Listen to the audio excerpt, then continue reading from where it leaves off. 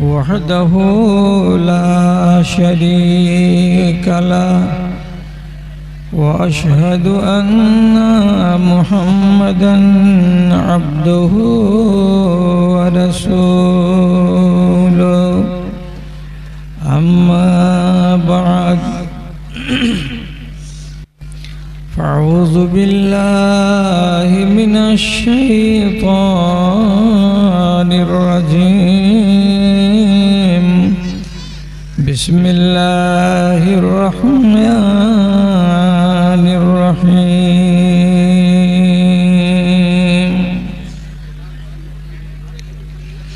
ولا تقف ما ليس لك به علم إن السمع والبصر والفؤاد كل أولئك كان عنه مسؤولا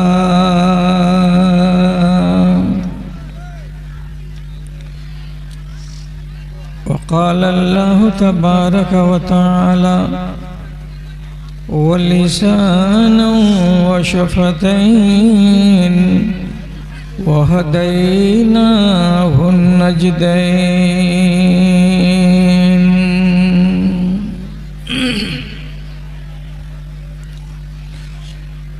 কি হলো তোমাদের নরকে মনে করে বুক কেন দুরু দুরু কাঁপে না বুক কেন দুরু দুরু কাঁপে না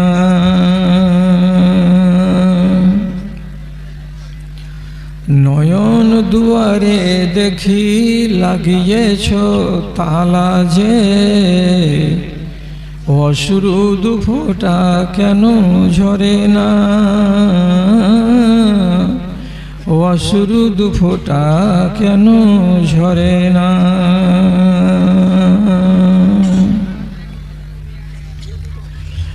পাপের পরিধি জানি তোমাদের ছোট নয় তথাপি পাপের দিকে কেন ডাক দাও তথাপি পাপের দিকে কেন ডাক দাও ঈমানকে বলি দিতে চল্লা দিবেশ ধরে বারে বারে গোফে কেন পাক দাও বারে বারে গোফে কেন পাক দাও বেদনার অশ্রু কোরআন ঝরায় কত চোখ তুলে একবার দেখো না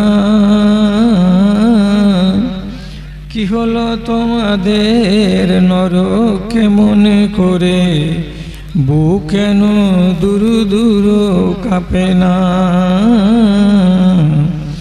বুক কেন দুরু দুরু কাঁপে না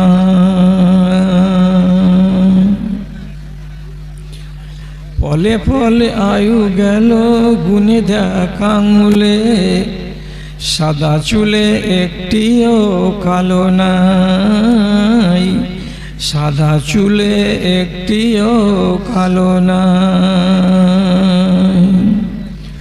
নিশিত রাত্রি পার হবে কি করে নিশিত রাত্রি পার হবে কি করে মনের প্রদীপ কেন জ্বালো নাই মনের প্রদীপ কেন জ্বালো নাই আজ নয় কাল করে বসে থাকো তুমি যে সময় কখনো বসে থাকে না কি হলো তোমাদের নরকে মনে করে বুক কেন দুরু দুরু কাঁপে না বুক কেন দুরু দুরু কাঁপে না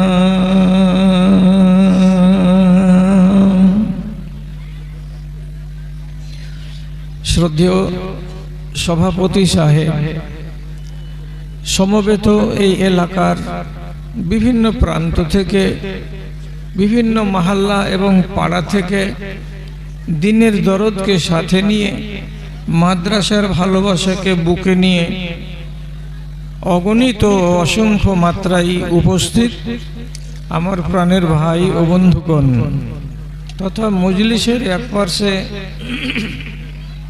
বসে থাকা আমার স্নেহের মাতা ও ভগ্নীগণ, আল্লাহ তাআলার শুকরিয়া আদায় করছি। আপনারাও রব্বুল আলামিনের শুকরগুজারি করুন, তার নামক হালালি করুন যে 365 দিন এক বছর গত করে পুনর্বার এই ময়দানে এই মাদ্রাসার ডাকে আপনারা সাড়া দিয়ে থাকেন, আমরা সাড়া দিয়ে থাকি। এখানে এসে আমরা নিজেদের খোরাক হিসেবে কিছু ওলামায়ে কেরামের মুখ থেকে কথা শুনি এবং নিজেদের দুর্বল ঈমানকে একটুখানি সবল করার চেষ্টা করি, মেজে ঘুষে তাকে চাকচিক্য করার একটু ব্যবস্থা করি।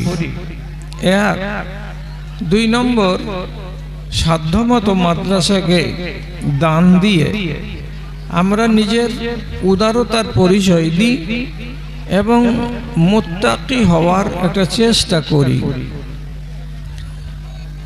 এই আপনাদের যে নেক বাসনা, এটাতে আল্লাহ রাব্বুল আলামিন আপনাকে তৌফিক দিয়েছেন বলে এখানে হাজির হতে পেরেছেন। আগামী বছর আপনি নিশ্চিত বলতে পারবেন যে এইভাবে এই ময়দানে আপনি উপস্থিত হতে পারবেন, বলা যাবে না। তাহলে যারা এই সুযোগ থেকে উপকৃত হতে পেরেছেন তারা আল্লাহ তাআলার শুকরগুজারি করুন, মোহাব্বতের সাথে একবার নিজের নিজের জায়গাতে জিকিরের মতো করে আস্তে করে নিজেই বলে নিন আলহামদুলিল্লাহ। তারপরে তার আখেরি রাসূল রাহমাতুল আলামিন, বিপ্লবী জননেতা জনাবে মুহাম্মদুর রাসূলুল্লাহ সাল্লাল্লাহু আলাইহি ওয়াসাল্লামের উপর শত সহস্র দরুদ ও সালাম বর্ষিত হোক। আল্লাহুম্মা সাল্লি আলাই, আল্লাহুম্মা বারিক আলাই। বিরাদরানে ইসলাম, আমি রাজনীতির ভাষণ কখনো রাখি না, আমি রাজনীতির লোক নই। আমি আমার জাতির ঈমান নিয়ে ভাবি, তাদের ইসলামকে নিয়ে ভাবি এবং যে সমস্ত দুর্বলতাগুলো আছে, রোগ ব্যাধিগুলো আছে, সেগুলোকে নিয়ে আলোচনা করি, পর্যালোচনা করি এবং সংশোধনের জন্য কিছু একটা হয়তো উপায় বাতলাবার চেষ্টা করি। এইভাবেই আমার জীবনটা কেটে গেল এবং বক্তৃতার জীবনে পা রেখে আজ অবধি মোটামুটি একটু কম আর বেশি 46 বছর ধরে আমি এভাবে লাগাতার চলছি। আমি কেন রাজনীতির ভাষণ দেব না? আমার কাছে আমার ঈমানের চাইতে আমার রাজনীতি বড় নয়। এই এই সবজি বসো, এই দাঁড়িয়ে কেন আছো? একটু বসো। এই যাও না, এদিকে বসো না, যাও যাও যাও যাও বসো। এই দাঁড়িয়ে কেন আছে না? বসেন না। আর না বসবেন তো বাইরে যান। এইভাবে স্টেজের গোড়াতে দাঁড়িয়ে থাকছেন, এর কোনো যুক্তি আছে না কোনো অর্থ আছে? জায়গাতে গিয়ে বসে যান।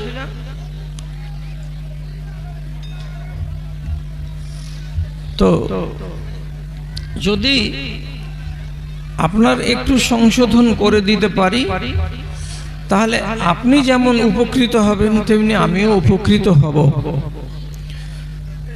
এই উদ্দেশ্যেই যত আলোচনা করছি আর করেছি সব কিছু আলোচনাই হচ্ছে কোরআন এবং হাদিসের নির্যাস এবং কোরআন ও হাদিসের আলোকে।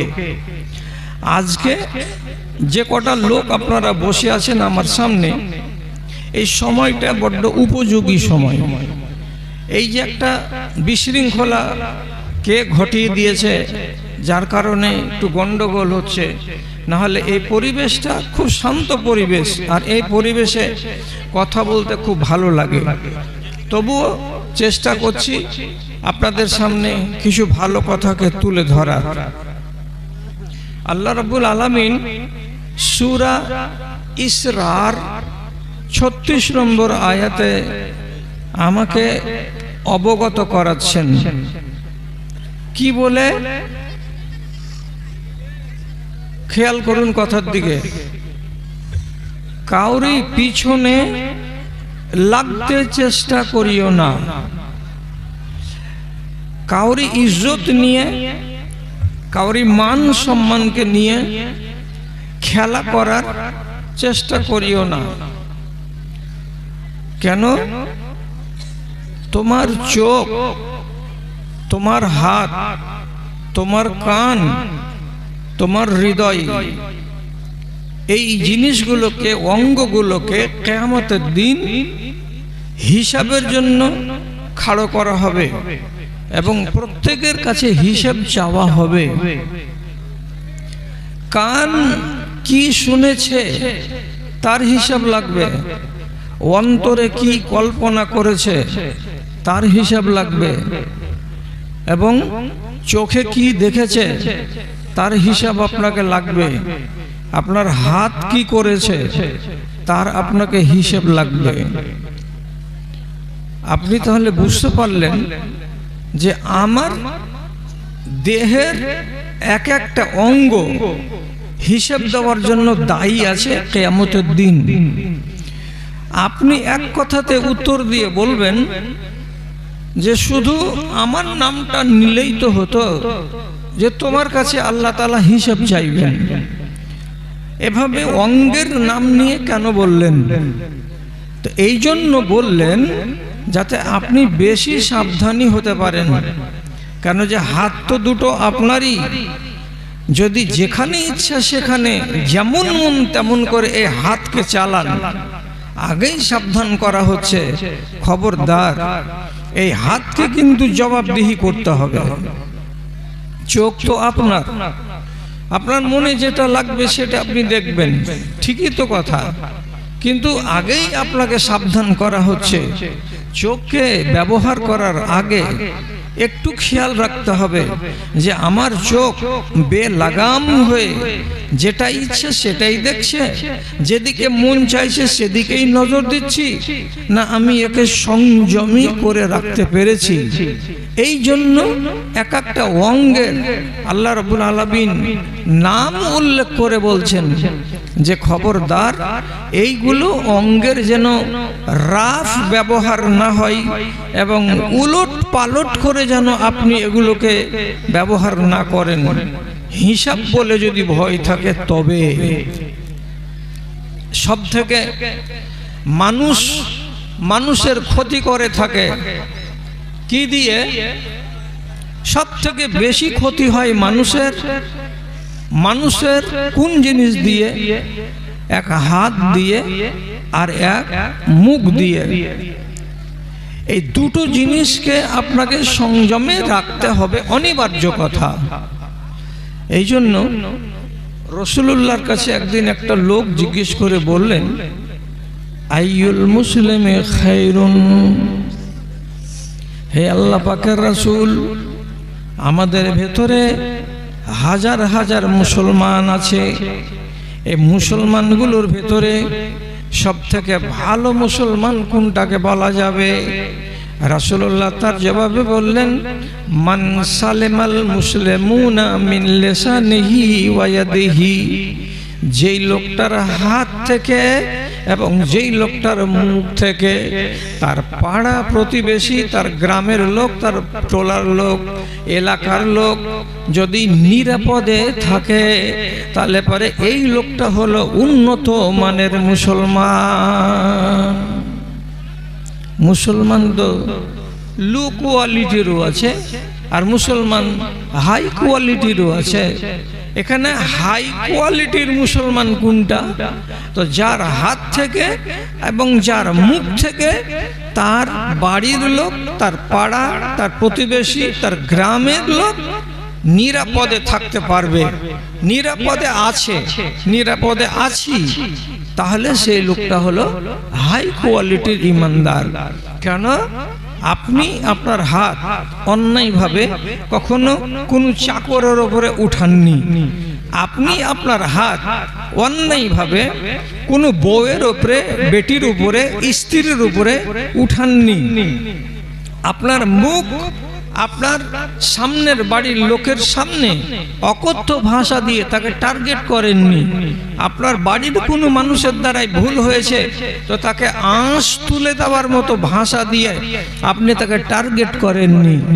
তাহলে যেই মানুষটা নিজের মুখটাকে সংযমে রেখেছে, যে মানুষটা নিজের হাতখানাকে সীমানার মধ্যে রেখেছে, অনিয়ম ব্যবহার করেনি, অন্যায় ব্যবহার করেনি, এই লোকটার কি টাইটেল আল্লাহ তাআলার নবী দিলেন? ইনি হচ্ছেন সবচাইতে ভালো মুসলমান। তাহলে আপনি এবার নিজের হিসাব কালকে থেকে করবেন না করবেন না? কতদিন নিজের বউকে মেরেছেন অন্যায়, হিসাব করতে হবে না হবে না?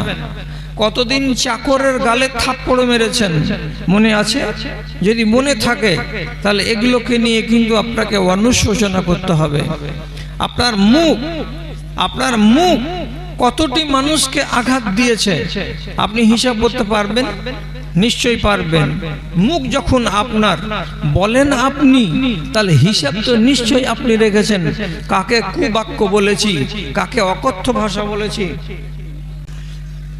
মুখের যখন হিসাব আমাকে লাগবে আর হাতের, তাহলে আমি নিজে একটু ভালো হয়ে যাই। এই জন্য উর্দুতে একটা কথা আছে, হাজার আফাতোं से बचे रहते हैं वो, हजार आफतों से बचे रहते हैं वो, जो सुनते ज्यादा हैं और कम बोलते हैं, और कम बोलते हैं। যে মানুষ শুনবে বেশি আর মুখকে ব্যবহার করবে কম। শুনে নিলাম, কানে গেল, মগজে রেখে দিলাম, প্রতিবাদ করলাম না, মুখটাকে বন্ধ করে রেখে দিলাম, এই লোকটা নিরাপদে থাকে বেশি।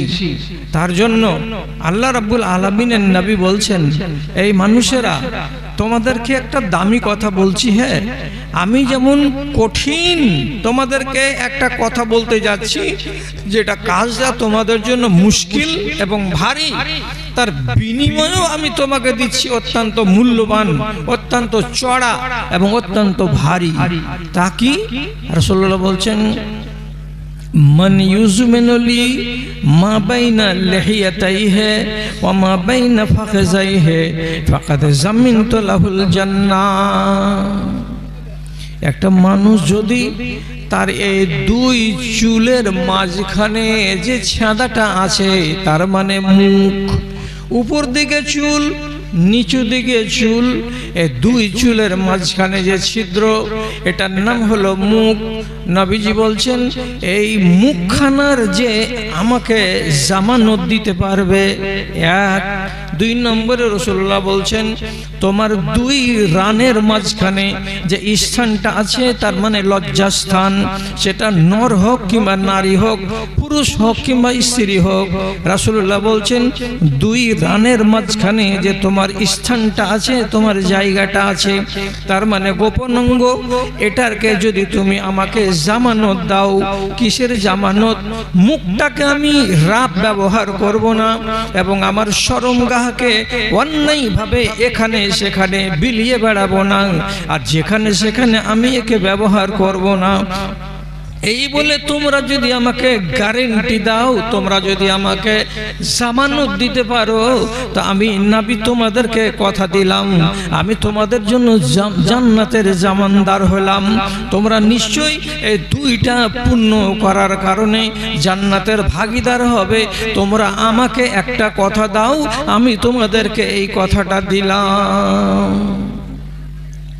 আপনি বুঝতে পারছেন মুখের তাহলে ভূমিকাটা কত কঠিন আছে, যে এটার ব্যাপারে রাসূলুল্লাহ আপনাকে এত বড় কথা বললেন যে তুমি আমাকে জামানত দাও। এটা চারটিখানি কথা নয় কাউকে জামানত দেওয়া, কারণ যে আমার মুখ, বিশেষ করে যারা শেরশাবাদ জাতি, তাদের মুখ আর আখার মুখ একই সমান। বেটা বাপকে যেগুলো গালি দেয় এগুলো শোনার নয়। স্বামী যেটা নিজের স্ত্রীকে গালি দেয় আজকালকার জামানায়, এগুলো গালি শোনার নয়, আর এগুলো গালি মুখে উচ্চারণ করার নয়। আচ্ছা, মুখটা যে এইভাবে চলছে আর চালাচ্ছেন, তো আপনি কি কোরআনকে, হাদিসকে, আল্লাহ রাব্বুল আলামিনকে, তার রাসূলকে ভালোবাসেন না, মুহাব্বত করেন না? কথাটা খেয়াল করুন তো। এক জায়গাতে আলোচনা হচ্ছে একটা মানুষ সম্পর্কে। কি বলছে? এই লোকটা গত 3 দিন আগে এইখানে বাস স্ট্যান্ডে বসেছিল, ওর কাছে 3-4টা লোক এসে একটা কথা জানতে চাইল। এই লোকটার কাছে কথা জানতে চেয়ে, লোকটা শিক্ষিত ছিল, এক কথা থেকে 2 কথা, 2 কথা থেকে 4 কথা, 10টা কথা ওর কাছ থেকে মানুষ শিখলো। তখন ইবনে সিরিনের মতো লোক ওইখানে বসেছিল, তো ওই লোকটার পরিচয় দিচ্ছে। কি বলে? জালিকার রাজুলুল আসওয়াদ। কার কথা বলছো তুমি? গত পরশুদিন ওইখানে স্ট্যান্ডে যে লোকটা বসেছিল, ওই লোকটার পরিচয় দিচ্ছ। ওই লোকটা নাকি, যে লোকটা কালো কুচকুচে, যে লোকটা নিগ্রো, যে লোকটার গায়ের চামড়াগুলো হাড়ির কালির মতো, ওই লোকটার কথা বলছো নাকি? পরিচয় দিতে গিয়ে আমি তো বলি না এরকম কথা। ওর চেহারাতে বড় বড় দাড়ি ছিল, ওই লোকটা নাকি? মাথাতে রুমাল পেঁচিয়েছিল, ওই লোকটা নাকি? যে লোকটার গায়ে লাল রঙের জামা ছিল, ওই লোকটা নাকি? তো পরিচয় দেওয়ার জন্য ইনি কি বলছেন? কোনটা লোকের কথা বলছো? ওই যে লোকটা কালো কুচকুচে, নিগ্রো, আফ্রিকার, যার গায়ের রং হাড়ির কালির মতো না? তো লোকেরা বলছে হ্যাঁ হ্যাঁ হ্যাঁ হ্যাঁ, ঠিক ঠিক ঠিক, ওইটাই, ওই লোকটাই, ওই লোকটাই। পরিচয় দেওয়া হয়ে গেল। 5টা মিনিট গত হলো না, ওই মজলিসেই বসে বসে ইবনে সিরিন, মুহাম্মদ ইবনে সিরিন রাহিমাহুল্লাহ, উনি খাস করে 2 বার 3 বার 4 বার 5 বার করে বসে বসে বলছেন আস্তাগফিরুল্লাহ, আস্তাগফিরুল্লাহ, আস্তাগফিরুল্লাহ। একবার বললেন আস্তাগফিরুল্লাহ, 2 বার বললেন আস্তাগফিরুল্লাহ, 3 বার বললেন আস্তাগফিরুল্লাহ। 3 বার 4 বার পর যখন আস্তাগফিরুল্লাহ পড়া হলো, তখন লোকেরা জিজ্ঞেস করে বলছে, কেন জনাব এত ঘন ঘন করে আপনি আস্তাগফিরুল্লাহ কেন পড়ছেন? তখন তিনি জবাব দিয়ে বলছেন, ওরে আমার ভাই, জবানটা তো আমার, আমি একটা লোকের পরিচয় দিতে গেছিলাম, তো লোকটার পরিচয় দিতে গিয়ে যে শব্দটা ব্যবহার করেছি, এই লোকটা যদি নিজের কানে শুনতে পাই, তাহলে তার মনটা রাজি হবে না, খুশি হবে না, ওর মনটা দুঃখ পেয়ে যাবে যে আমি কালো চামড়ার লোক বলে আমাকে এই কথাটা বলেছে। তো যেটা কথা মানুষটাকে দুঃখ লাগবে শুনতে, এমন কথা যদি আমার মুখ দিয়ে বেরোয়, তাহলে আমি তো লোকটার গীবত করে দিয়েছি, আর গীবত করা ভালো নয়। তার জন্য আমি আল্লাহর কাছে ক্ষমা চাইছি, আস্তাগফিরুল্লাহ, আল্লাহ তুমি আমাকে মাফ করে দিও। কি কথা বুঝতে পারলেন? তাহলে মুখকে সংযমী করে রাখার ব্যাপারে সাহাবায়ে কেরাম এবং তাবেঈনদের মধ্যে কতটা সংযমী মনোভাব ছিল এখান থেকে আইডিয়া করতে পারেন আপনি যে একটা লোককে কালো বলে দেওয়ার কারণে তিনি লজ্জিত হয়েছেন। এখন এর সাথে যদি আপনাকে আমি মূল্যায়ন করি আর করার পরে বলি যে আপনি এদের মতো হয়ে যান, আপনি আমাকে পাল্টা প্রশ্ন করে বলবেন তুমি 1400 বছর 1450 বছর পরে আমাদের এই যুগের মানুষগুলোকে সাহাবী হতে বলছো, তো সাহাবী হতে আমি কি নিষেধ করব যে আপনি সাহাবী হয়েন না? ওদের মতো ঈমানওয়ালা যদি না হতে পারেন তো তাহলে কমসে কম নিজের চরিত্রটাকে তো ওদের মতো বানাতে পারবো যে হ্যাঁ আমিও এইরকম বাজে কথা মুখে উচ্চারণ করি না আর আমার মুখটাকে আমি সংযমের মধ্যে রেখেছি। রাসূলুল্লাহর 9টা বিবির ভেতরে একটু জেনে রাখেন, কাজ দিবে সব থেকে হাইটে লম্বা যে স্ত্রী তার নাম হচ্ছে সাউদা বিনতে জামা। আমি আর আপনি যদি 5.5 ফিটের হই তাহলে রাসূলুল্লাহর ওই বিবি ছিলেন 6 ফিটের উঁচু। দেখতে গেলেই 10 জন মানুষের মাঝখানে ওকে যেখানেই দেখা যাবে আপনি আমি অমুক তমুক যারা মদিনার লোক ছিল তারা সহজেই বলতে পারতো এটা রাসূলুল্লাহর বিবি সাউদা বিনতে জামা। খুব উঁচু ছিলেন হাইটে। আচ্ছা বাপজানেরা, দক্ষিণ দিকে আপনারা আছেন, আপনারাকে বলছি এই যে ফকিরটা কে আছে ওকে এক ধাক্কা দিয়ে এখান থেকে বাইর করেন। এই ভাই ওখানে কে আছেন আপনারাকে বলছি একে বেহায়াকে এখান থেকে ধাক্কা দিয়ে বের করেন, জলদি 10 নেকি পাবেন, একে মারেন, মারে এখান থেকে ভাগান। হারামখোর, কত টাকা তোর দেনা পড়েছে রে? বাপের জমিদারি এখানে আছে নাকি? মানুষের ঘাড়ির উপরে এসেছে ভিক্ষা করছে, কত বড় বউ আমার বিহাই বেটা, নির্লজ্জ কোথাকার। মুর্শিদাবাদে চা বিক্রি করবে ঘাড়ের উপরে উপরে উপরে, একটা লোক নিষেধ করবে না। দাও না জি, মজলিস কেমন হবে? অপরে যদি চাদর টাঙিয়ে দেওয়া যায় তো ছপের খাটের চাদর যেন কোনো জায়গায় উঁচ নিচ থাকে না, ওই রকম থাকবে। আর কেমন হবে? মাথার উপরে যেমন পাখি আর শিকারী তাকে নল দিয়ে পা ফেলবে তো মুচমুচ আওয়াজ করতে গেলে পাখিটা টের পাবে, গুলোকে ফেলবে বিড়ালের মতো করে আস্তে আস্তে করে, ঠিক সেই রকমই থাকবে রাসূলুল্লাহর মজলিস। তিনি এই কথাটাই বলেছেন যে আমার মজলিসে হবে কি রকম আচরণটা, তো এই রকম আচরণটা। আপনারা ঠিক আছেন, আপনাদের কোনো দোষ নাই, বাইরের মানুষ এসেই অশান্তি করছে এখানে বেশি। ভালো করে শুনুন, রাসূলুল্লাহর আরেকটা বিবি, আমি দোষ গাইছি না, আল্লাহ আমাকে তুমি মাপ দিও আমার যদি দোষ হয়ে যায়। রাসূলুল্লাহর আরেকটা বিবি সবটি বিবির ভেতরে সাইজে ছোট, সাইজে সব থেকে ছোট তিনি হলেন হাফসা রাদিয়াল্লাহু তাআলা আনহা।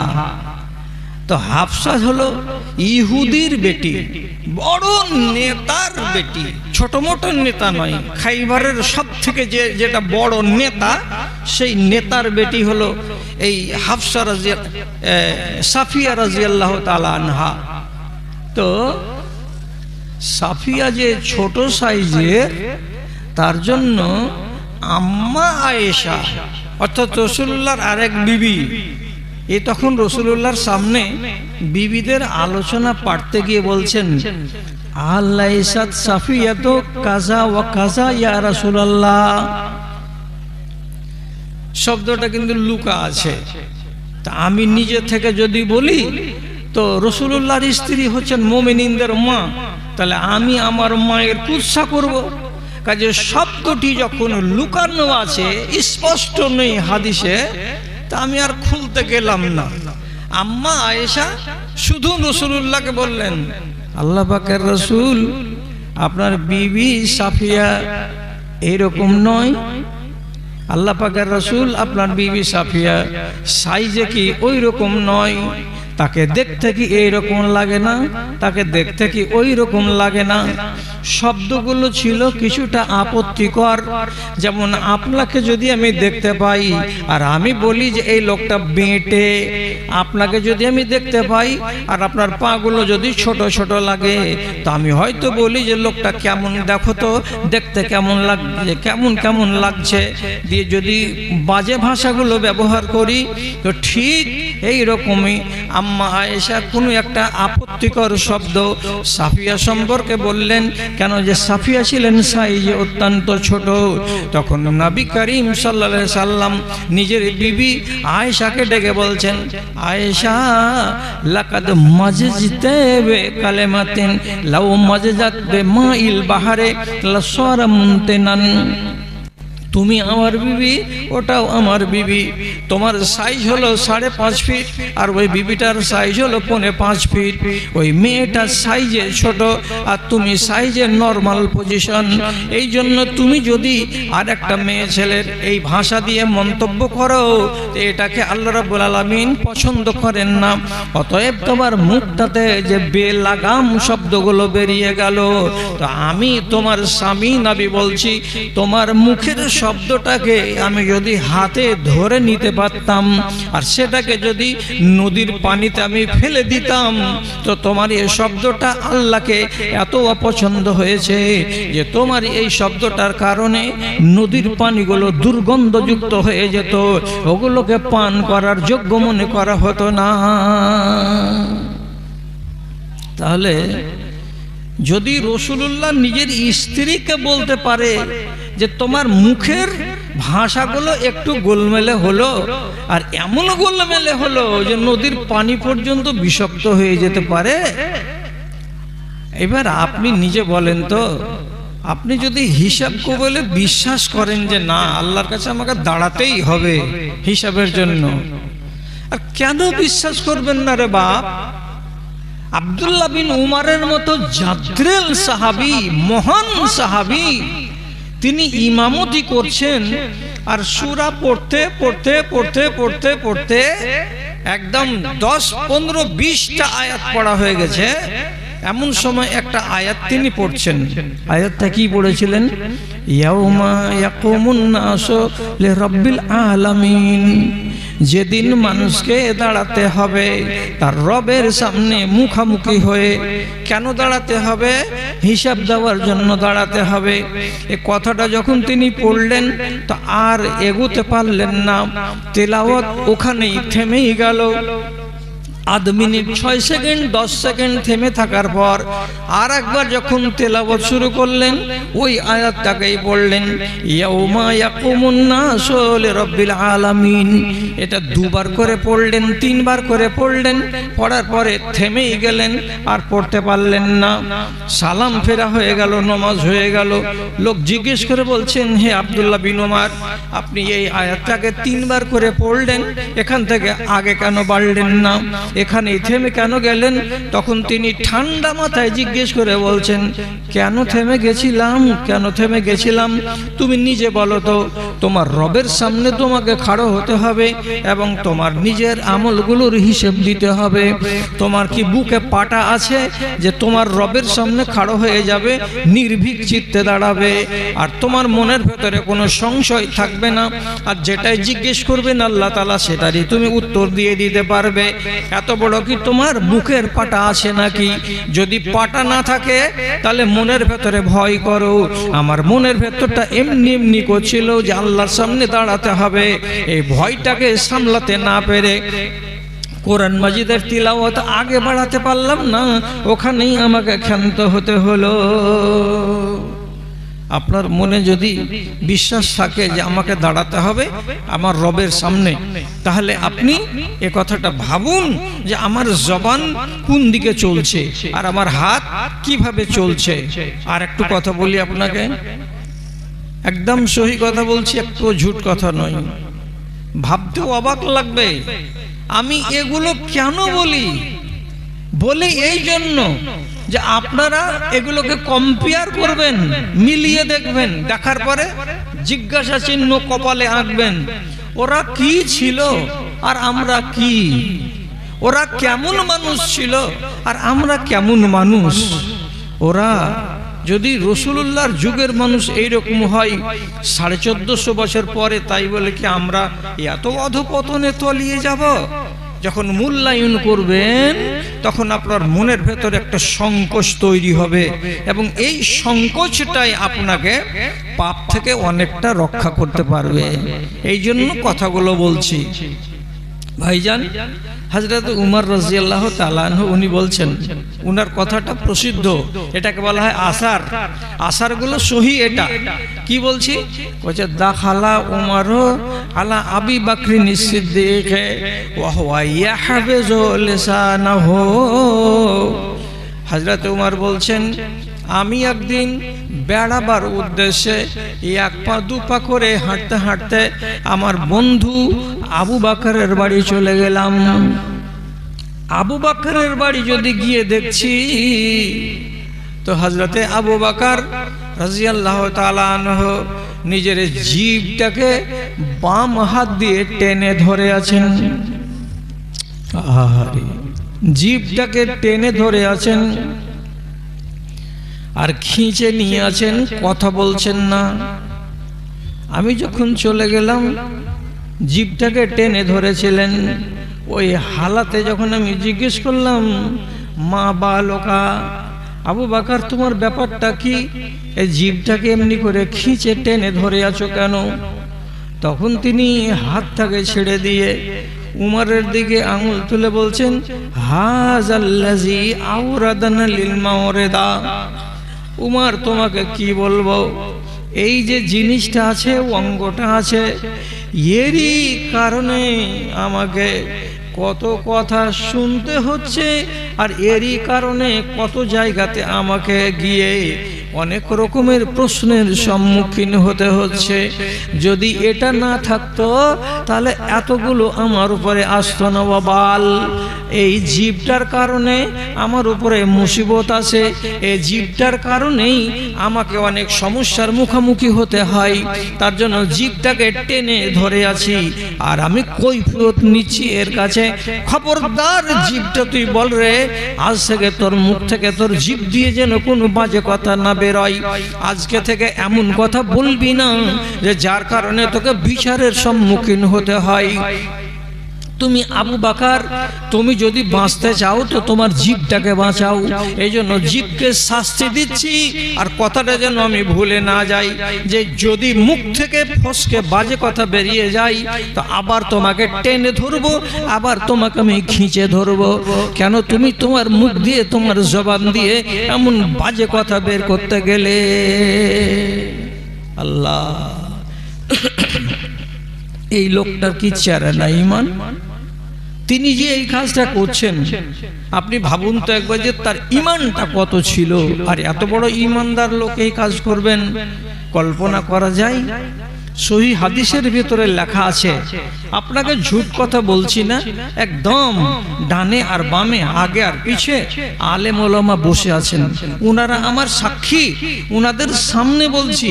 রাসূল করিম সাল্লাল্লাহু আলাইহি সাল্লাম আবু বকর সম্বন্ধে এই কথাটাই বলেছেন। কি বলেছেন? লাউ ওয়াজা ঈমানু আবি বকরিন ফি কাফাতিন ওয়া ঈমানু আহলি দুনিয়া ফি কাফা। দাড়ি পাল্লাতে দুটো পাল্লা হয়, দুটো বাসন হয়, এদিকে একটা বাম দিকে একটা। নবীজি বলছেন, আবু বকরের ঈমানকে যদি ডান দিকের পাল্লাতে রেখে দাও এক পাল্লাই, আর সারা দুনিয়ার 228টা কান্ট্রিতে যত মানুষ বাস করে সমস্ত মুসলমান মানুষের ঈমানকে যদি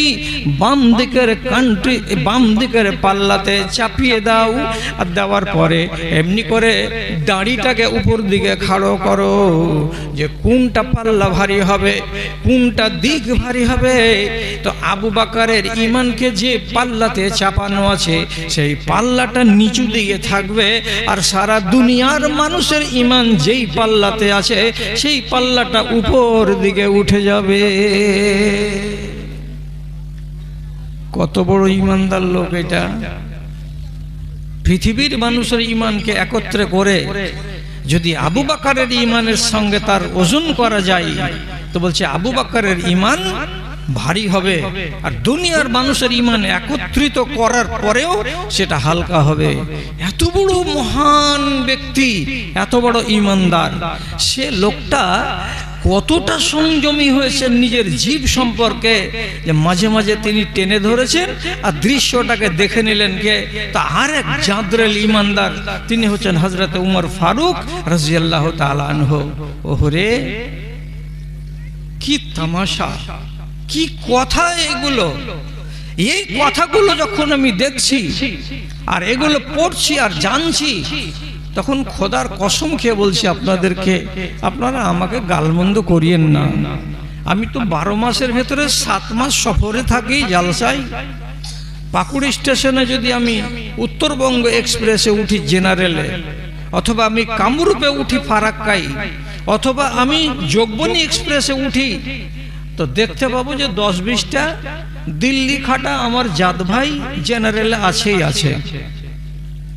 গাড়ি যদি খালি 10 মিনিট লেট চলে আর কোনো স্টেশনে 3 মিনিট একটু লেট করে দেয়, কোনো কারণবশত সিগন্যাল না হয়, এমন ফেন্সি করে গাল দিবে, শালা অমুকের মাদার ইন্ডিয়ার গাড়ি, শালা অমুকের এর শালা গাড়িকে লেট চালাচ্ছে শালা দিয়ে, ওর 14 গোষ্ঠীর ইজ্জতে ট্রাক্টর চালিয়ে দিয়েও আর মনটা ক্ষান্ত হয় না।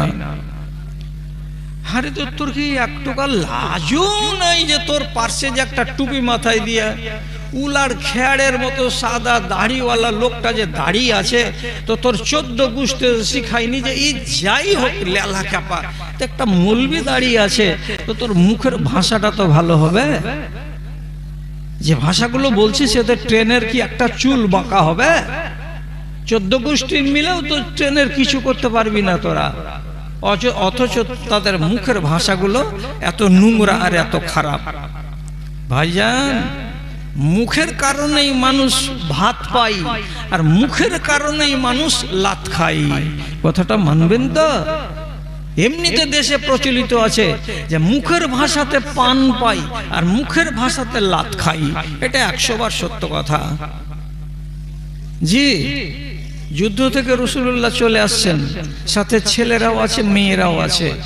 একটা মেয়ে ছেলের উট বা উটনিটা দুর্বল হয়ে গেছে, হাঁটতে পারে না, জোরে জোরে ধীরে ধীরে হাঁটছে, আর রাসূলুল্লাহর দলটা কাফেলাটা বারে বারে এগিয়ে যাচ্ছে।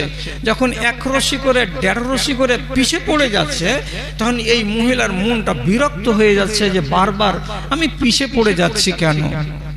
শেষের বেলায় আর একবার মহিলা মানুষ তো ও করলো কি, পায়ের 2টা এড়ি দুদিক থেকে জোর করে মারলো উটের কোখাতে, জোড়া করে এড়ি মেরে দিয়ে আরবি ভাষাতে বলছে, আরবিতে বাংলাতে যেমন আপনি গরু হাঁকান, তো ওরা তেমনি আরবিতে উট হাঁকাচ্ছে।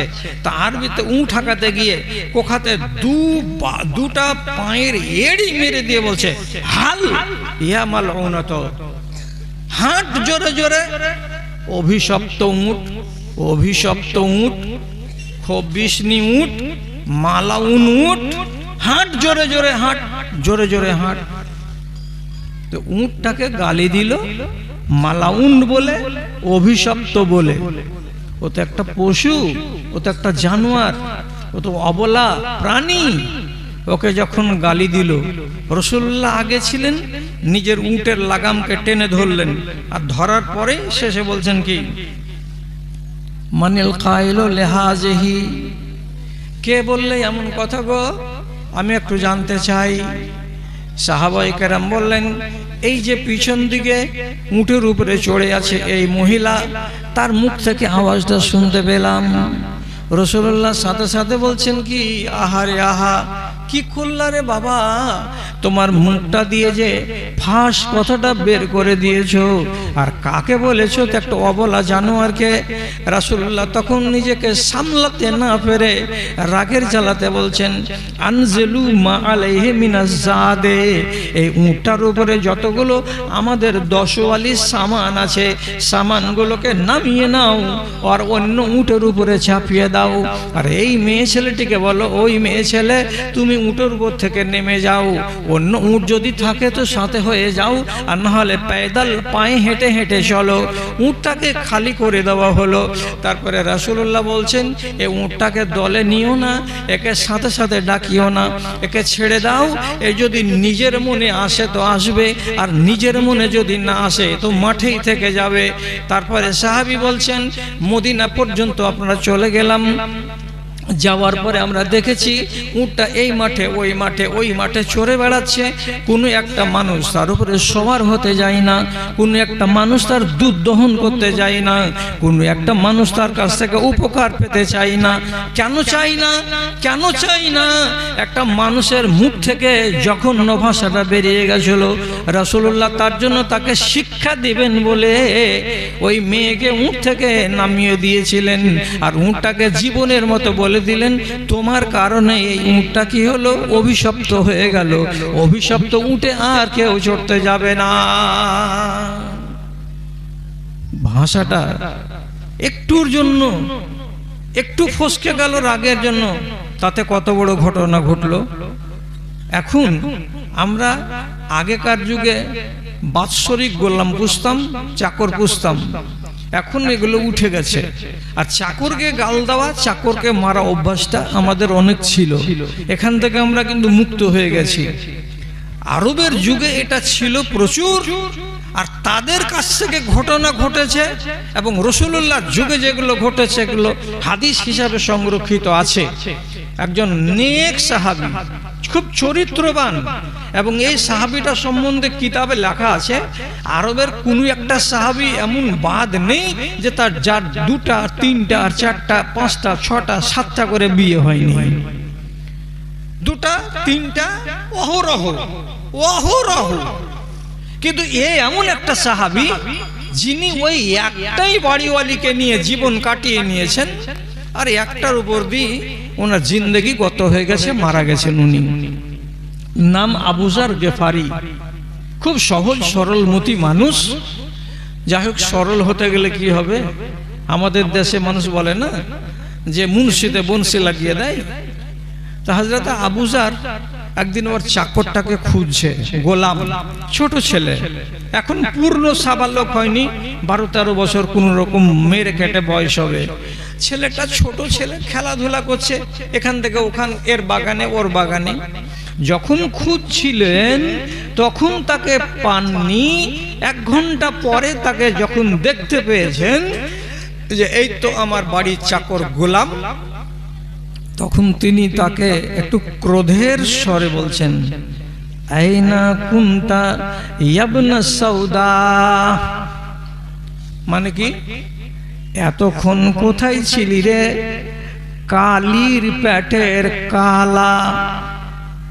তোর মা হলো নিগ্রো আফ্রিকার মেয়ে কালি, আর তার পেট থেকে পয়দা হয়েছিস তুই কালো।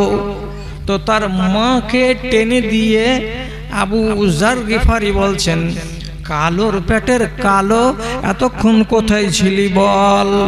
আমি তোকে 10 মিনিট 15 মিনিট আগে থেকে খুঁজছি, তোকে আমি খুঁজে পাচ্ছি না কেন? কথাটা যখন শুনলো, ছেলেটা বলছে, আমি কালোর পেট থেকে হয়েছি বলে আমি কালো, তো আমার দোষ হলো, তো আমার মাকে কেন টেনে আনলো আমার মুনি?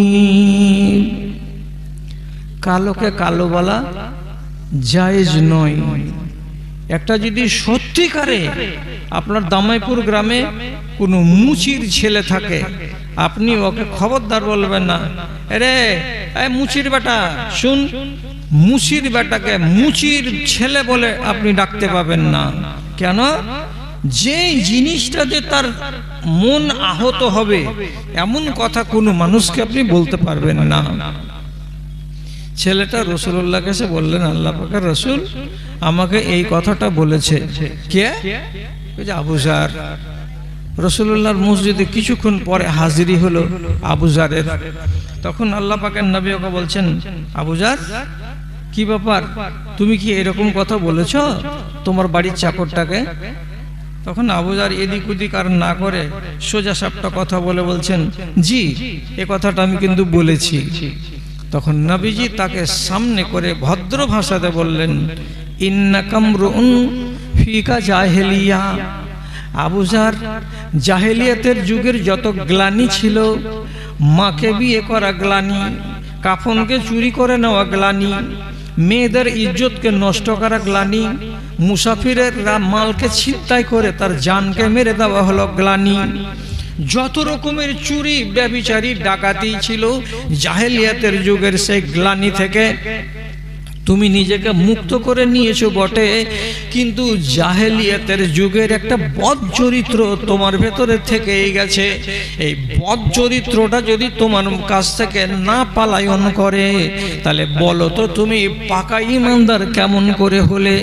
জাহেলিয়াতকে দূর করেছে আল্লাহর কোরআন, এবং যত আমার সাহাবীরা আছে, কোন একটা সাহাবী অভদ্র নয়। আগে যা ঘটে গেছে ঘটে গেছে, ঈমান আনার পরে আমার একটা সাহাবী কেউ ব্যভিচার করে না, একটাও সাহাবী কেউ মারামারি করে না, একটাও সাহাবী কেউ মদ পান করে না, একটাও সাহাবী কোনো মেয়ে ছেলের আবরুকে লুটতে যায় না, আর কোনো মানুষের কাছ থেকে এমন অসৎ আচরণ পাওয়া যায় না। তাহলে তোমার মতো একটা সাহাবী ঈমান কবুল করার পরে জাহেলিয়াতের যুগের চরিত্র কেন থেকে গেল? এখান থেকে যদি মুক্ত হতে না পারো আবু জার, তো বড্ড বিপদ আছে। আবু জার লজ্জিত হয়ে গেলেন। কেন বললাম কথাটা গো? সোজা করে যদি বলতাম তাও তো বলা যেত না, কিন্তু মাকে টেনে কথা বলেছি।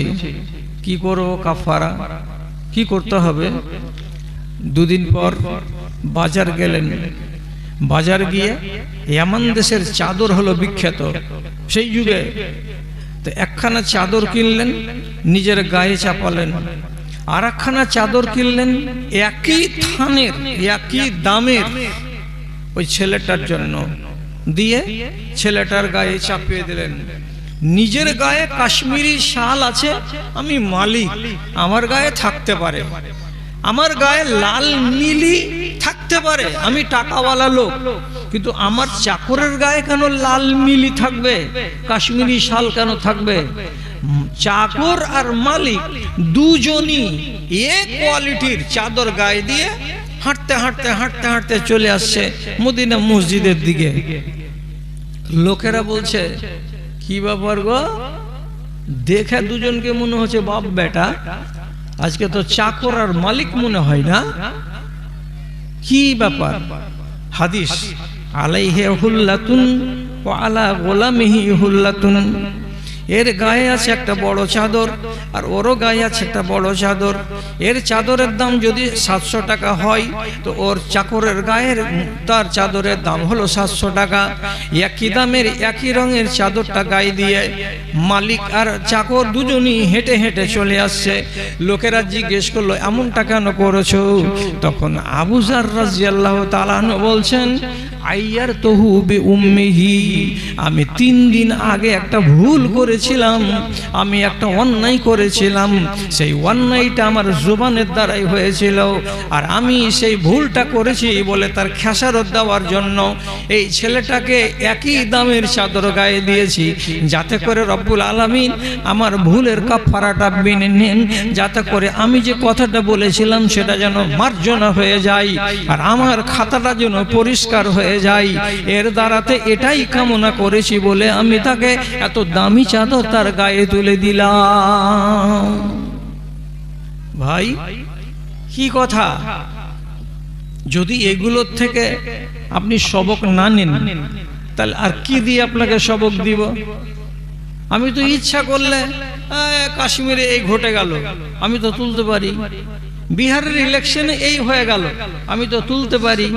এসআই এর ফর্ম ফিল আপ করতে গিয়ে 16টা বিএলও মরে গেল, আমি তো আলোচনা করতে পারি। তো বিএলও মরে গেলে আপনার ঈমান ভালো হবে কি? হবে না। এটা করে হবে না। কে সরকার করলো আর কে করলো না, ওটা যদি আমি আপনার সামনে বলি, আপনার ঈমানের 1 পয়সা লাভ দেবে না। এই জন্য আল্লাহ রাব্বুল আলামিন নিজে বলেছেন, ওয়াইজা তুলিয়াত আলাইহিম আয়াতুহু যাদাতুহুম ঈমানা। মানুষের ঈমানকে যদি একটু বাড়াতে চাও, মানুষের ঈমানকে যদি একটু টোকা মারতে চাও, তার মগজে যদি একটা জিজ্ঞাসা চিহ্ন বসাতে চাও, তাহলে তার সামনে কোরআনের কথা বলতে হবে, তার সামনে সাহাবীদের জীবনী টেনে এনে কথা বলতে হবে। আর এইগুলো থেকে যদি মানুষেরা জ্ঞান পায় তাহলেই পাবে। আর যার দিলের উপরে মোহর মারা আছে, হাদিস বললেও কোরআন বললেও সারা রাত যদি গত করে দেয়, তবুও সে সেখান থেকে কোনো জ্ঞানের আধার খুঁজে পাবে না। রাসূলুল্লাহকে একটা লোক এসে জিজ্ঞেস করছে, সোজা সাপটা প্রশ্ন, ছোট্ট একটা প্রশ্ন, ছোট প্রশ্ন, খেয়াল করুন কি প্রশ্নটা। মান নাজাত ইয়া রাসূলুল্লাহ। কয় লাইন হবে লিখতে গেলে? এই আঙুলে যদি আমি লিখি, একটা আঙুলের সম্পূর্ণ জায়গাটি দখল হবে না। প্রশ্নটা করাবার হয়ে গেল, মান নাজাত ইয়া রাসূলুল্লাহ। এর মানেটা কি? হে আল্লাহ পাকের রাসূল, নাজাত কিসে পাওয়া যাবে? কল্যাণ কি করলে পাওয়া যাবে? কি করতে গেলে বিপদে পড়ব না, এটা আপনার কাছে জানতে চাই।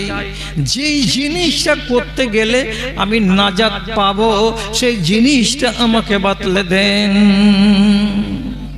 রাসূলুল্লাহ বলছেন, তুমি নাজাত পেতে চাইছ যাতে তুমি ঝামেলায় না পড়ো, কিয়ামতের দিন ধরা না পড়ো, রাস্তা তোমার মুশকিল না হয়ে যায়, তাই তো? জি। তখন রাসূলুল্লাহ তাকে তিনটা কথা বললেন।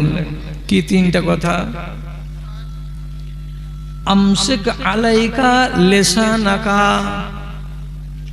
তোমার জিহ্বাটাকে নিয়ন্ত্রণে করে নাও, জিহ্বাটাকে একটু বাঁধনের ভেতরে রাখো, যেখানে ইচ্ছা সেখানে চালিয়ে দিও না, যেমন করে মন তেমন করে চালিয়ে দিও না। যদি জিহ্বাটাকে তুমি বাঁধনের ভেতরে রাখতে পারো, তো নাজাত পাওয়ার তিনটা ধাপ আছে, তিনটা উপায় আছে। একটা উপায় হলো এই যে তোমার মুখটাকে তুমি সংযমের ভেতরে রাখতে পেরেছো, বাকি দুইটার দিকে তাকাও। দুই নম্বর কি হবে? তো তিনি বলছেন, ওয়ালিয়া সাহাবাইতাকা, যতদূর পারবে বাড়িতে থাকবে, যতটা সম্ভব হবে বাড়ির ভেতরে রইবে, যখন বাধ্য হয়ে যাবে তখন বাড়ির বাইরে যাবে, তাছাড়া ওয়াকারণে ওয়াহেতুক বাড়ির বাইরে যাবে না। কি বুঝলেন? বাড়ির বাইরে যাবে না, বাড়িতে থাকো। বাইরে বের হলে কি হবে? তোমার একটা সামনে কোনো লোকের সাথে দেখা হয়ে গেল, তার সাথে তোমার পুরাতন কোনো বিবাদ ছিল, তালে পেয়ে গেলে লোকটার সঙ্গে ঝাড়াঝাড়ি করে নিল। অহেতুক কেন করতে গেলে কাজটা?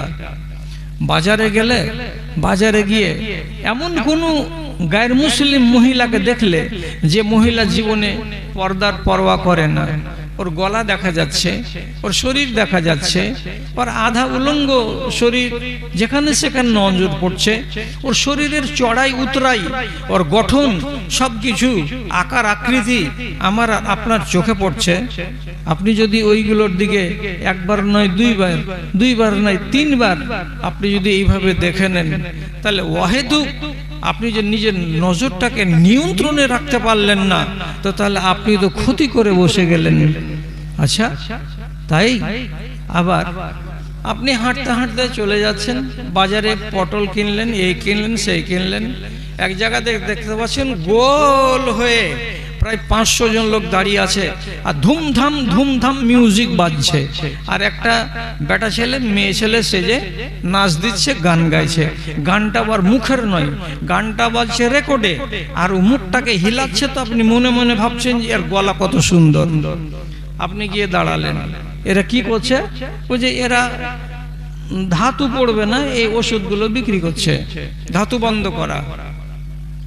ওইখানে গিয়ে দাঁড়িয়ে এত নোংরা, এত জঘন্য ভাষণ ওদের মুখ থেকে বের হচ্ছে, সেগুলো 5 মিনিট বসে বসে দাঁড়িয়ে দাঁড়িয়ে আপনি শুনলেন। তাহলে কেন গেলেন শামসি বাজার?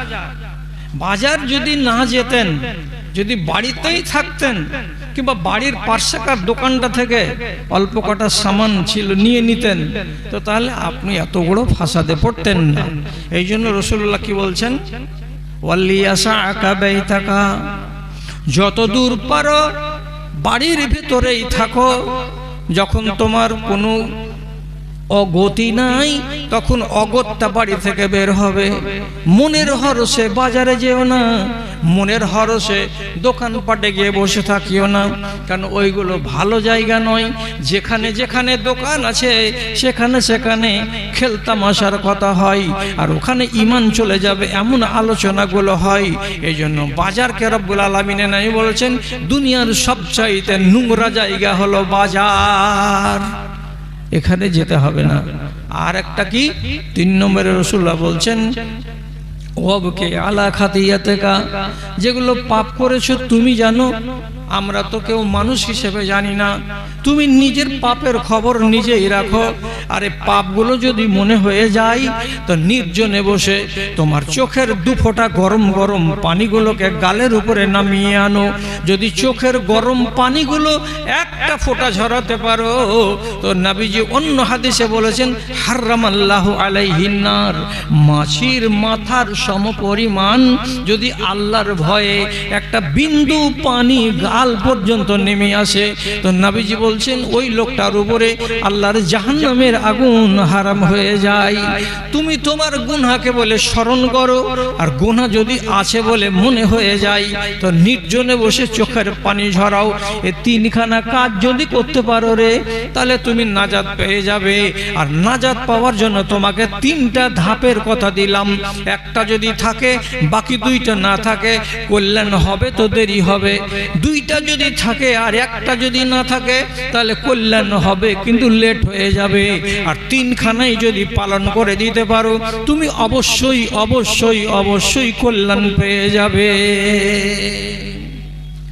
ভাই আমার, একই কথা বলে চলে যাচ্ছি, একই কথা বলে চলে যাচ্ছি, অথচ গোড়াতে একটা হাদিস বলেছিলাম মান সালেমাল মুসলিমুনা মিন লিসানিহি ওয়া ইয়াদিহি, যেই মানুষটার হাত থেকে আর যেই মানুষটার মুখ থেকে দুনিয়ার মানুষেরা নিরাপদে থাকে।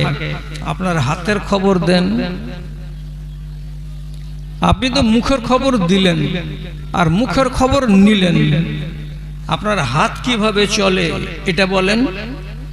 আজকে কি একটা মোবাইল নিয়ে কি হলো আর না হলো, চোখের সামনে সরকারি পিটন গড়গড়ানি, 50টা ছেলে মিলে একে আর ওকে, হাত যে কতটি পড়লো আর চললো, তো সকালে কমিটিকে বসতে হবে বিচার বিবেচনা করতে।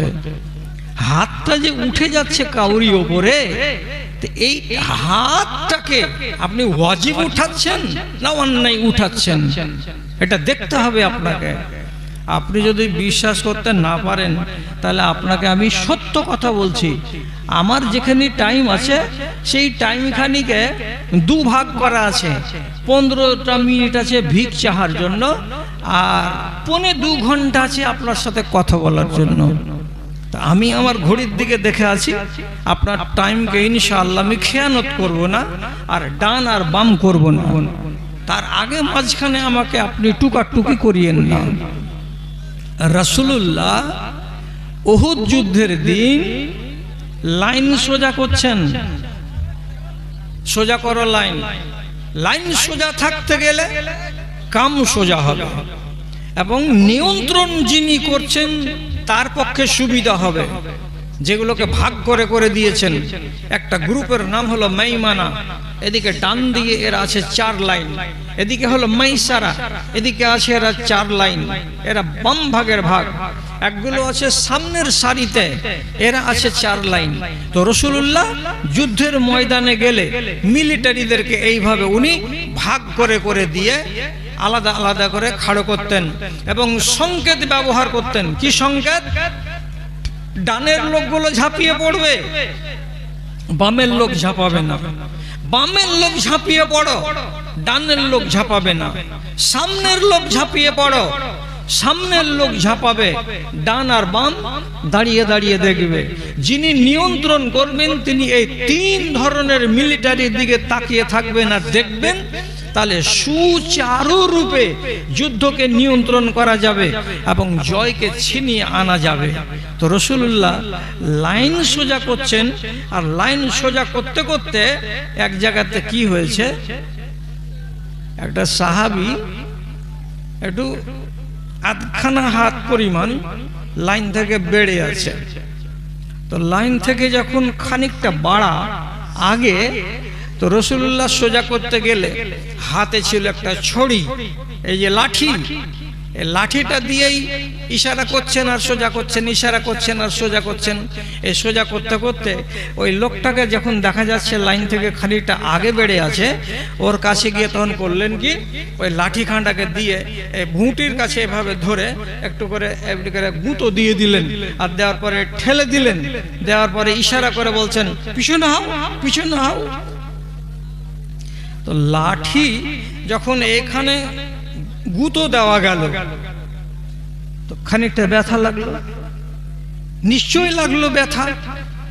এই যে রাসূলুল্লাহর লাঠি থেকে লোকটা আঘাত পেল, তো যুদ্ধের পর একদিন ফুরসত সময়ে রাসূলুল্লাহর সামনে এসে বলছেন আউজাতনি আউজাতানি ইয়া রাসূলুল্লাহ, আল্লাহ পাকের রাসূল আপনি তো আমার ব্যথা করে দিয়েছেন কোখাতে। উহুদের যুদ্ধের দিন লাইন সোজা করার কালে আমি একটু বেড়ে গেছিলাম লাইন থেকে, আপনি মুখে আমাকে বলে আর হাত দিয়ে যদি আমাকে সরিয়ে দিতেন সেটাও হয়ে যেত, কিন্তু আপনি হাত দিয়ে আমাকে সরাননি। আপনার হাতে যে লাঠিটা ছিল সে লাঠি দিয়ে আপনি গুঁতো মেরেছিলেন, আরে গুঁতো মারাতে আমার বড় কষ্ট হয়েছে, আমি কিন্তু এখনো কষ্টটা অনুভব করি। সাহাবীর নাম ওক্কাসা বিন মেহসান। যখন রাসূলুল্লাহর মুখের এই কথাটা শুনলেন তখন হাসি মুখে বলছেন ইস্তাকিদ মিন্নি ইয়া ওক্কাসা, এই ওক্কাসা আমি তোমাকে আঘাত করেছি, তুমি আমাকে আঘাত করো। আমি তোমাকে যত জোরে গুঁতো মেরেছি তত জোরে তুমি আমাকে গুঁতো মারো। আমি কোনো দেনা দুনিয়াতে রেখে যাব না।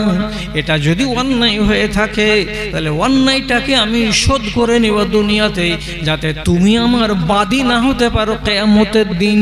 এই জন্য প্রিয় নবী জানাবে মুহাম্মাদুর রাসূলুল্লাহ সাফ ভাষাতে বলছেন তুমি আমার কাছ থেকে বদলা নিয়ে নাও। আল্লাহু আকবার। রাহমাতুল লিল আলামিন তিনি বলছেন যে আমার কাছ থেকে তুমি বদলা নিয়ে নাও, আমি বদলা দিয়ে দিতে রাজি আছি। সাহাবী চক্কর খেলে গেল একটা, দিয়ে বদলা নেওয়ার জন্য লাঠি হাতে করে তৈয়ার। সব সাহাবী ডানে আর বামে বড় বড় চোখ করে দেখছে আর বলছে ওরে সুবহানাল্লাহ, আরে কোন কাজ করতে যাচ্ছ খেপা, কি করছো তুমি? রাসূলুল্লাহর শরীরে আঘাত করে তুমি বদলা নিবা? হ্যাঁ। আর খুবাইব রাদিয়াল্লাহু তাআলা আনহুকে আবু সুফিয়ান বলেছিল মক্কাতে যখন শুলিতে চড়াই খুবাইবকে, তখন তিরস্কার করার জন্য বলেছিল যে খুবাইব তুমি যদি আজকে বাড়িতে হতে আর তোমার জায়গায় যদি নবী মুহাম্মদকে শুলিতে চড়া হতো তো কেমন তোমাকে ভালো লাগতো, তুমি বেঁচে যেতে আর তোমাদের নবী শুলিতে চড়ে যেত। খুবাইব সেদিন বলেছিল কি বললে তুমি, আমার জায়গাতে রাসূলুল্লাহ শুলিতে চড়বেন আর আমি বেঁচে যাব আর আমার বাল বাচ্চার সামনে আমি আনন্দিত হয়ে থাকব? খবরদার এমন কথা বলো না। যদি রাসূলুল্লাহর পায়ে একটা কাঁটা লাগে আর তার বিনিময়ে যদি আমাকে আমার জীবন দিয়ে দিতে হয়, আমার জীবন দিয়ে যদি রাসূলের পায়ের কাঁটাকে আমি আটকাতে পারি, আমি খুবাইব বলছি আমার জীবনটাকে আমি দান করে দেব, কিন্তু রাসূলুল্লাহর পায়ে একটা কাঁটা লাগতে দেব না। এতটা রাসূলুল্লাহকে আমি ভালোবাসি।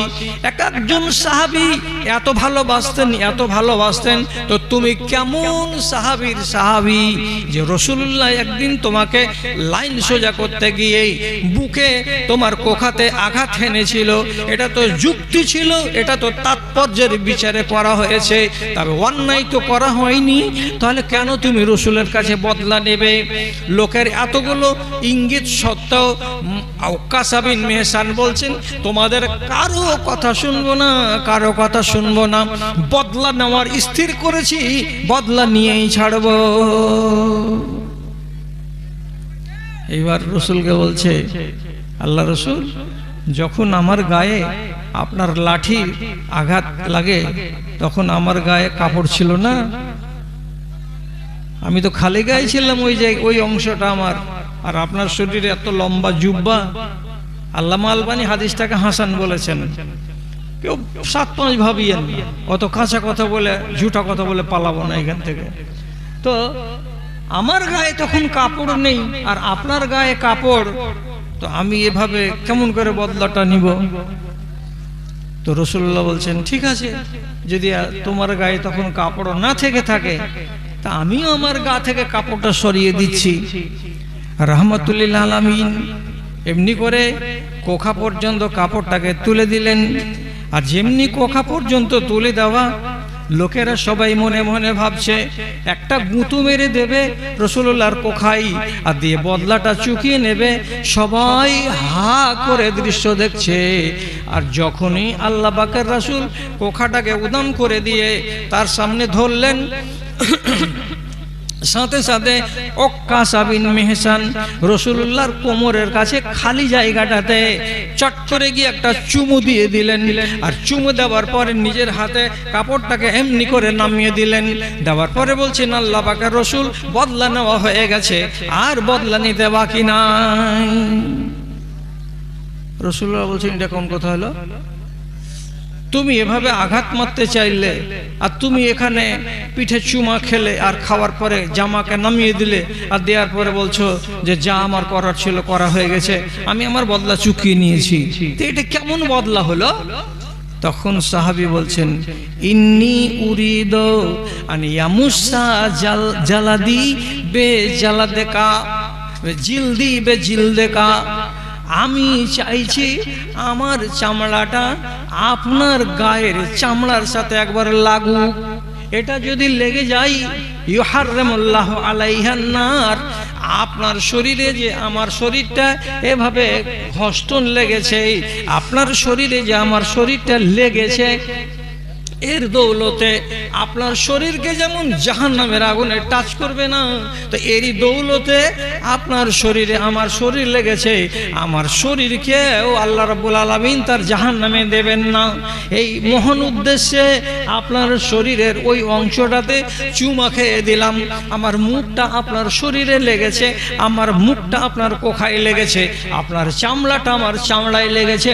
তো আপনি যেমন বরকতের লোক, আপনি জান্নাতে যাবেন, তো আপনার চামড়াকে ছোঁয়ার কারণে এই বরকতেও আমি আল্লাহর জান্নাতে যাব। এই উদ্দেশ্যেই এটা আমি করেছিলাম। উদ্দেশ্য নেই, কিন্তু প্রথম চিত্রটা কি? রাসূলুল্লাহ কি বললেন? বদলা চুকিয়ে নাও। তাহলে হাত চলে গেছিল, তো এই হাতটা রাসূলুল্লাহ যুক্তিযুক্ত চালিয়েছিলেন, তার উপরেও তিনি রাজি হলেন, আমার বদলা নিয়ে নাও। দাদা, আমি এখনো বলছি, আর আমি বেশি দিন বলতে পাবো না। কেন পাবো না? আমি 66 বছরে পড়েছি, আর আমার বাপ 77 বছর বয়সে মারা গেছেন। আমার বাপের সমান তাগত আমার ভিতরে নেই, আর ওর মতো আমার কাছে শক্তিও নেই। আমি 10-15 বছর আগেই একদম নিঢাল হয়ে গেছি, আমার চলার যোগ্যতা কমে গেছে। বারবার এসে আপনাকে যে আবার কোন নসিহত দিতে পারবো তা ভরসা করে বলতে পারি না। এই জন্য বলছি, যদি কোনো ভাই এমন ঘটনা ঘটে থাকে, কোন মানুষের উপরে আপনি রাগের বশে হাত চালিয়ে দিয়েছেন, দুনিয়াতে শোধবোধ করে নেন। কিভাবে শোধবোধ করব? ওর হাত ধরে, ওর ঘাড় নেড়ে, ওকে ভাই বলে, ওকে নানা বলে, ওকে দাদা বলে আপনি ওকে রাজি করে নেন, যাতে ওই ক্ষোভ ওর মনের ভেতরে থাকে আর ক্ষোভ নিয়ে ও কবরে চলে যায়। যদি মরে যায় কেস কিন্তু হাইকোর্টে চলে যাবে, আর মরার আগে যদি আপনি মিটিয়ে নেন তাহলে এটা কিন্তু আর কিছুই হবে না। আপনি বিশ্বাস করবেন কি, আজকে যদি একটা মেঢ়া আর একটা মেঢ়াকে অন্যায়ভাবে যদি সিংহের গুঁতো দিয়ে থাকে অন্যায়, তাহলে এই মেঢ়াটা কিয়ামতের দিন যে হুঁড়া খেয়েছে হাজির হবে, আর যে সিং মেরেছিল সে মেঢ়াকে আল্লাহ তাআলা হাজির করবেন আর দিয়াকে বলবেন তুমি ওকে এক সিংহের গুঁতো দিয়ে দাও। সিংহের যখন গুঁতো দেওয়া হয়ে যাবে তখন আল্লাহ রাব্বুল আলামিন দুটোই মেঢ়াকে বলবেন তোমরা মাটি হয়ে যাও, তোমরা মাটি হয়ে যাও, এও মাটি হয়ে যাবে, এও মাটি হয়ে যাবে। কিন্তু রব্বুল আলামিন বলছেন অন্যায়কে রেখে দিয়ে আমার কোনো ফয়সালা নয়, সব চুকিয়ে দেওয়া যাবে কিয়ামতের দিন। তাহলে একটা মেঢ়া তার যদি বদলা আল্লাহ রাব্বুল আলামিন হাসরের ময়দানে দিয়ে দেন, তাহলে আপনি যে মানুষ, ওরা কিন্তু মিটিয়ে দিল, কিন্তু আপনাকে তো মিটাবেন না, হয় নরকে আর না হয় স্বর্গে, কোনো এক জায়গাতে আপনার ঠাঁই হবে। তাহলে আপনি কেন মিটিয়ে নিবেন না? মিটিয়ে নেন। আর আবার বলছি যে হাতটাকে এতদিন যা করেছেন করেছেন, আগামী দিনে আমার কথাটাকে শুনে একটু সংযমী করেন। বলবো একটা আজব কথা, বসে বসে শুনেন। এরপরে আবার আপনাদের যেন ঘুম না আসে তার জন্য একটা চ্যাংড়া বক্তা আছে। চ্যাংড়াগুলোর তো হিসাব কিতাবই আলাদা, ওটা আপনারা বুঝতে পারছেন। ওকে জগিয়ে রাখা আছে। একটা আধ বুড়া চলে গেল আর আমি এবারে পাকা বুড়া চলছি, এরপরে একটা একবারে বাছুর আসবে দামড়া। তো আপনি তাড়াহুড়া করিয়েন। আমার টাইম কতক্ষণ আছে? 1:30 পর্যন্ত। তাহলে 5টা মিনিট 15 হতে দেন, তাহলে আমি ছেড়ে দেবো ইনশাআল্লাহ। ঠিক আছে, তাড়াহুড়া করিয়েন না। ইবনে সিরিন বলছেন আমি কাবার সেহানে তোয়াফ করছি, কাবার সেহানে তোয়াফ করছি, আর আমার সাথে আগে পিছে একটা লোক তোয়াফ করছে। তো কাবার সেহানে যারা তোয়াফ করেছেন তারা তো আপনারা জানেন যে মানুষ কত না দোয়া করে আল্লাহ তাআলার কাছে।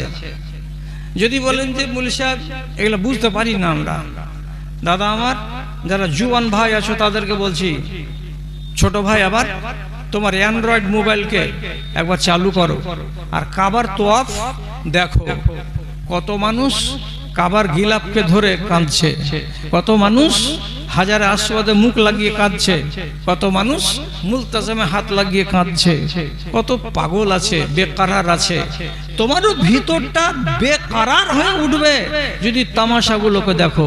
কত মানুষ দোয়া করছে নিজের গুনাহ খাতাকে মার্জনা করার জন্য। ইবনে সিরিন বলছেন আমি একটা লোকের গোড়া দিয়ে হাঁটছি, তোয়াফ করছি, তো লোকটা দোয়া করছে, বারে বারে কি বলে দোয়া করছে, কথার দিকে খেয়াল করেন। আল্লাহুম্মা গফিরলি ওয়া ইন্নী আ'লামু ফাইন্নাকা লা তাগফিরুনি। কি মানে? হে আল্লাহ তুমি আমাকে মাফ করে দাও, কিন্তু আমি জানি তুমি আমাকে মাফ করবে না। কি কথা? তুমি আমাকে মাফ দাও, কিন্তু আমি জানি যে তুমি আমাকে মাফ করবে না।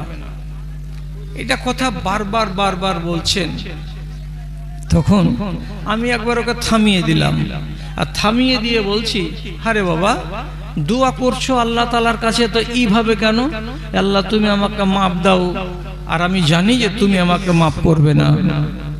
এই শেষের কথাটা কেন বলছো বারে বারে? তখন বেচারি চোখের পানি আরো ঝরিয়ে হাউমাউ করে কেঁদে বলছে, বাবারে আমি যেটা পাপ করেছি পাপটা ছোটখাটো পাপ নয়, এই জন্য আমার হৃদয়টা বলছে আল্লাহ তাআলা আমাকে মাফ করবেন কি না। এই জন্য কথা বলছি এইরকম করে, আল্লাহ তুমি আমাকে মাফ দাও। আবার বলছি আল্লাহ তুমি আমাকে হয়তো মাফ দিবে না। কি করেছো তুমি, কি করেছো তুমি? তো শুনো কি করেছি আমি। হযরতে উসমান গনি রাদিয়াল্লাহু তাআলা আনহু তিনি হলেন 3 নম্বর জান্নাতি ব্যক্তি এবং তিনি হলেন রাসূলুল্লাহর জামাই। তিনি একজন শহীদ মানুষ, এত নেককার মানুষ, দিনদার মানুষ, আল্লাহওয়ালা মানুষ, যাকে দেখতে গেলে আল্লাহর ফেরেশতারা পর্যন্ত লজ্জা করত, শরম করত, তার সামনে আসতে দ্বিধা করত। এত নেককার, পরেশগার, দিনদার আল্লাহওয়ালাকে যখন মার্ডার করা হলো, তাকে ধুইয়ে গোসল করে কাফন পরিয়ে দিয়ে বাইরে রাখা হলো। বাইরে রাখা আছে, মুখটা খোলা আছে, যারা যারা দেখার তারা দেখে নিচ্ছে, চলে যাচ্ছে, দেখে নিচ্ছে, চলে যাচ্ছে। আমিও গেলাম দেখতে। আমার মনের ভেতরে রাগ ছিল, হযরত উসমানের বিরুদ্ধে ক্লেম ছিল, অন্যায় ক্লেম, একটাও ন্যায্য ক্লেম নয়। এগুলো বলার আমার কাছে সময় নেই। তো অন্যায় ক্লেমগুলো আমিও শুনে রেখেছিলাম। আমার মনের ভেতরে রাগ জন্মেছিল, যদি সুযোগ পাই কোনোদিন তা উসমানের গালে একটা থাপ্পড় মারবই মারবো। যতদিন পর্যন্ত তার গালে একটা থাপ্পড় না মারতে পাবো, ততদিন আমার মনটা শান্তি পাবে না। উসমান যখন মারা গেলেন, কাফনে যখন শোয়ানো ছিল, লোকের ভিড় ছিল না, বারান্দাতে শোয়ানো ছিল। আমি সুযোগ পেয়ে গেলাম, মরা মানুষের কাছে গেলাম দেখার ভান করে, আর দেখবো ঘোড়ার ডিম। আমি তার গালের উপরে, মরা মানুষের গালে ডান হাত দিয়ে তাড়াম করে একটা চড় কষে দিলাম। আর চড় কষে দেওয়ার পরে মনে মনে হাসতে হাসতে ওখান থেকে ফেরত চলে এলাম। উসমানকে মাটিতে ভরে দেওয়া হয়েছে। তারপর থেকে আমি আরামে নেই। আমার হাতে ঝিমঝিমি রোগ লেগে গেল, আমার হাতটা শূন্য হয়ে গেল আস্তে আস্তে। তারপরে কি হয়েছে, হাতটা আসবাহা উদান, একটা জীবনের কাঠ যেমন মরা ডাল হয়ে যায়, ওইরকম মরা ডালের মতো আমার হাত হয়ে গেছে। এখানে কোনো শক্তি আমি পাই না। তার জন্য আমি ভাবছি আরো হয়তো আমার আযাব বেড়ে যাবে নাকি, আরো হয়তো আল্লাহ তাআলা আমাকে আরো কঠিন আযাবে ফেলবেন নাকি।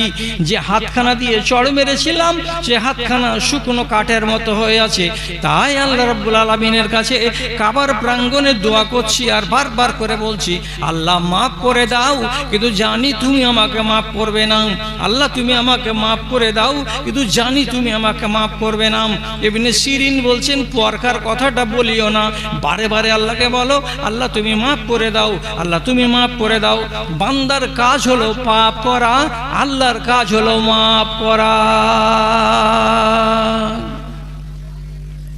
হাতকে অনিয়ম ব্যবহার করেছিল। খেসারত কত বড় দিতে হলো, খেসারত দিতে হলো অনেক লম্বা। তাহলে আপনাকে যে ছেড়ে দেওয়া হবে, এটা তো আর নয়। ভাইজান, বাপজান, দাদাজান, আমার মায়েরা, আমার খালারা, যতজন লোক আপনারা আছেন, আপনাকে বলছি সলিড ঈমান নিয়ে বাঁচতে হলে নিজের মুখটাকে হেফাজতে রাখবেন, নিজের হাতটাকে হেফাজতে রাখবেন, চোখটাকে হেফাজতে রাখবেন। এই অঙ্গকে যদি আপনি হেফাজতে রাখতে পারেন, আপনার ঈমানটা থাকবে সলিড। আর সলিড ঈমানদার লোকের কিয়ামতের দিন হিসাব হবে না, বিনা হিসাবে জান্নাতে যাবেন।